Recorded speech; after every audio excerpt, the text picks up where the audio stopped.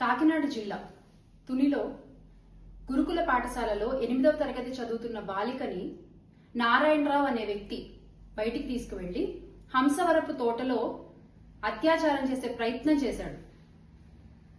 అక్కడ స్థానికులు అది గమనించి ఎందుకు ఇలా ఈ పాపం తీసుకున్నట్టు వచ్చారని అడిగితే కళ్ళబొల్లి మాటలు చెప్పి తప్పించుకునే ప్రయత్నం కూడా చేశాడు.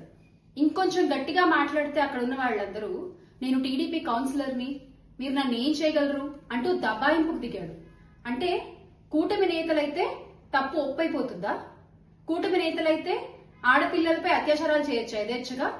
కూటమి నేతలైతే మీ ఇష్టం వచ్చినట్టు ప్రవర్తిస్తారా మహిళలతో రాష్ట్రంలో?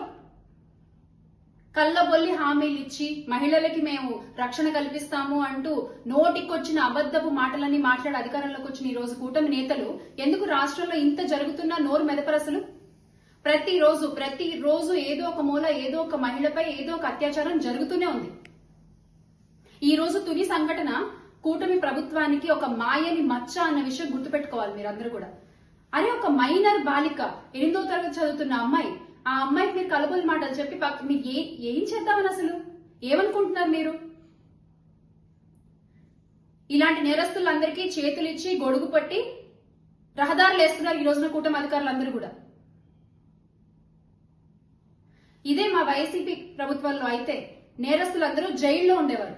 కానీ ఈ రోజున కూటమి ప్రభుత్వంలో మంచి వాళ్ళు జైలుకి వెళ్తున్నారు, ఇలాంటి నేరస్తులందరూ బయట యథేచ్ఛగా తిరుగుతున్నారు. అందుకే ఈ రోజున స్వర్ణాంధ్రప్రదేశ్ కాస్త అత్యాచారాంధ్రప్రదేశ్ అయింది.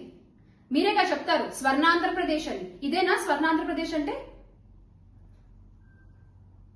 ఆ బాలిక ఏడుపు కూటమి అధికారులకు కనబడదా? ఈ మహిళల బాధ కూటమి చెవులకు వినపడదా?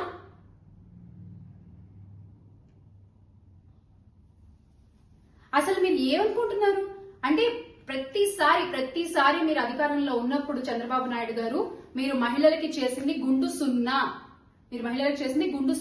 ఈ రోజున మీ అధికారంలో, మీ కూటమి అధికారంలో, టీడీపీ జనసేన బీజేపీ మీ కూటమి అధికారంలో మహిళల భద్రత కూడా మీ చేతుల్లో బందీ అయిపోయింది.